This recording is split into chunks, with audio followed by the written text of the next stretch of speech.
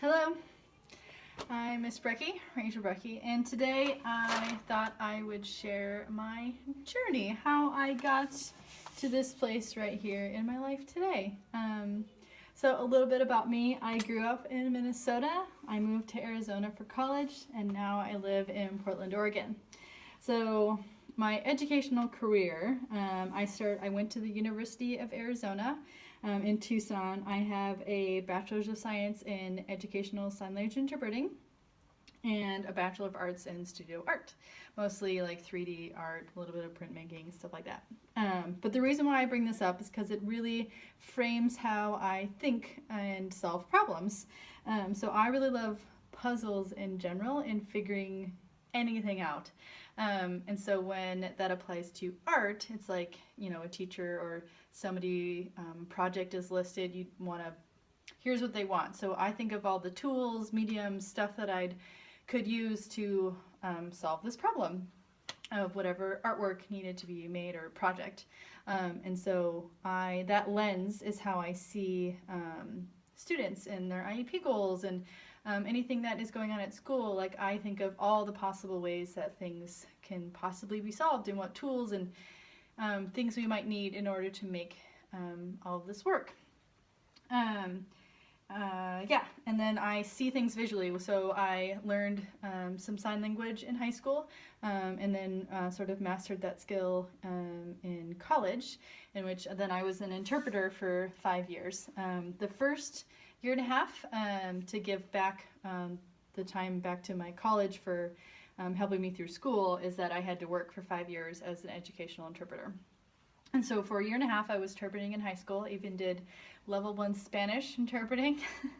It's always like a party thing where you bring that out and you're like, well, I interpreted sign language in Spanish. So anywho, 3.5 years which is with a student with autism. The last 2 years, we were placed in a self-contained classroom setting in a different school. And that's where I fell in love with teaching. Oh my goodness, it's what I've been made for. I knew that interpreting wasn't fulfilling my life. I felt quote like a piece of furniture, just like I was being used to process the information and to just output it into sign language or interpret it back receptively into voicing English.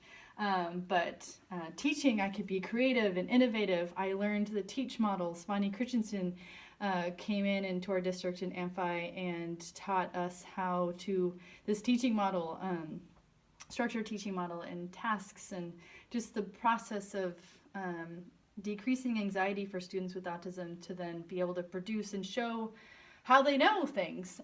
Something that's come up just to sort of tangent a little bit is that for a lot of gen ed students, in order to show what they know, they write it. And so for most of the students in my classroom, like the sort of fine motor skills are a real lagging skill, and that developmentally is just not here yet. So they can't exactly show what they know, but they know all these things. It's just that typically you write them down, you write your thoughts down, where in my line of work, you have to think way outside the box and find all the possible ways that they could show what they know, what you're inputting in their brain with your teaching and stuff. And the best part of my job is finding the way for a student to express what they know. Like, above all else, that's my favorite thing to do. And that usually is task boxes or file folder tasks or making boom cards, which is my new favorite love in life.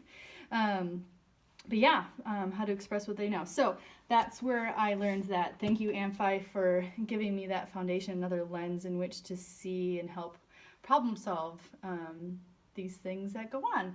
I love my Donaldson family. I probably would have stayed there forever, but I just needed personally to move here.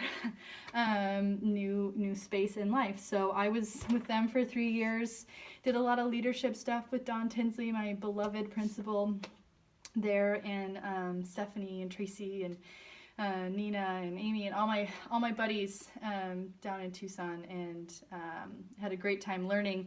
We went to the Solution Tree PLC 3-day training when they were in Phoenix, and that really helped set another foundation with how I interact with my general education teacher peers, and moving towards getting those students who truly, benefit, and all students benefit from being in a gen ed classroom for whatever specifically they need to. And one of my personal things is that oral language that we just, in a self-contained setting, you don't get all those conversations, because a lot of students in here are nonverbal, and that's great. It's who they are, but if kids can go and listen to that and be a part of that and get all those nuggets that we just can't reproduce in here, that's my main thing, just as a teacher myself. That's where I've come from in learning about inclusion. And in North Clackamas, we have a continuum of services, which is, I've always been in a district like that, and that works for a multitude of students, and you try to make it work for every student,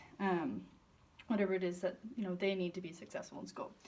So anywho, I was there for 3 years. 2 of those years, the first 2 years, I was going to community college to get my teaching license, and I was, what we called it there, is a cross-categorical self-contained classroom. I was K2 there too. When I was an interpreter, I was in a 3-5 setting, and so in that sort of setting with kids just a little bit older, you can have some more conversations. That, obviously the content is 3-5, and or at least has progressed a little bit. I was really scared to work with kindergarten. Now I love it. I love teaching all of those beginning skills and all that stuff to get a really good foundation for all my kids.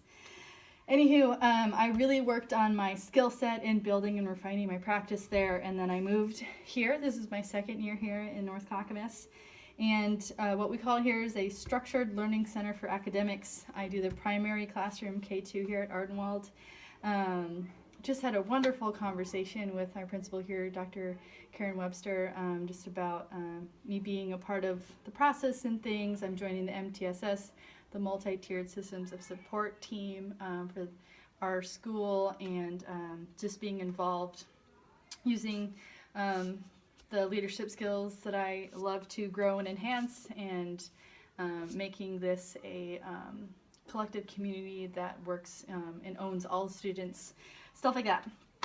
I am, with kind of goes with the other sort of analytical part of interpreting, is that I'm a systems thinker. Like, I like to think through all the processes of going through stuff. I usually, when I'm thinking about something, I'm like hovering above it. I don't actually get to allow myself to really live in situations. I'm constantly trying to analyze and make it better, and think about all the ways we could make things better, but also all the ways that the system is, and refining that. So, and something that I do, and this is for any parents that are watching, or future parents that are watching, that I think about each kid individually, and honing their IEP skills, but also all the skills that they need to be students, because they're going to grow up to be adults, and they need to have things that they love and find joy in, just like all the rest of us, and they need people who support them through growing up. And so I've also been having conversations with lovely Jen Mace and Tammy Feller and Karen Haldeman and Cheryl Cox about just and Amber, talking about how all of the sort of labels and all the things that us as SLCA teachers need to have in order to make our jobs work, even though, like, I may not have training on, I'm not an SLP, but like a lot of my job is on communication and language, and that doesn't, like, kids don't just work on language or communication with, and in their SLP time or their speech time. And so, we're constantly doing that. We're constantly building those skills. And so, like, it's like, fourth of my job is, the teaching about anything, behavior, goals, anything like that.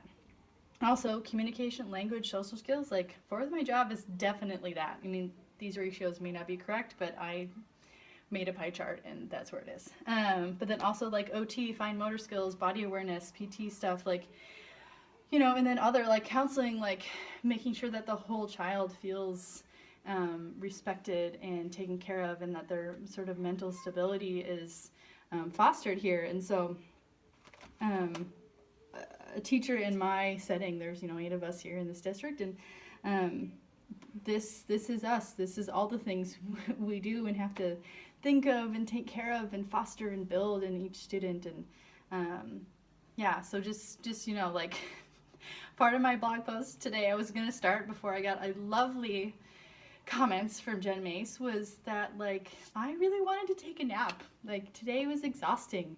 But again, my daily journal, I write down at least 3 amazing things. And even though we were down a person, we made it work, and we had some people come in and help. But dear goodness, sometimes this job is exhausting because it's all of this. And I mean, not everything that you've ever done is an experience to help you with happening in that moment. I mean, obviously I love to problem solve, and when a child is crying, I am gonna problem solve it till it stops. But anywho, I just wanted to you know, name drop a bunch of names today, but also just to let you know, like, where I'm coming from, and how I got to where I am today, and you know, where it's gonna lead me. So yeah, I hope you enjoyed getting to know me a little bit better. Oh, also, I am a triathlete. I like to say that.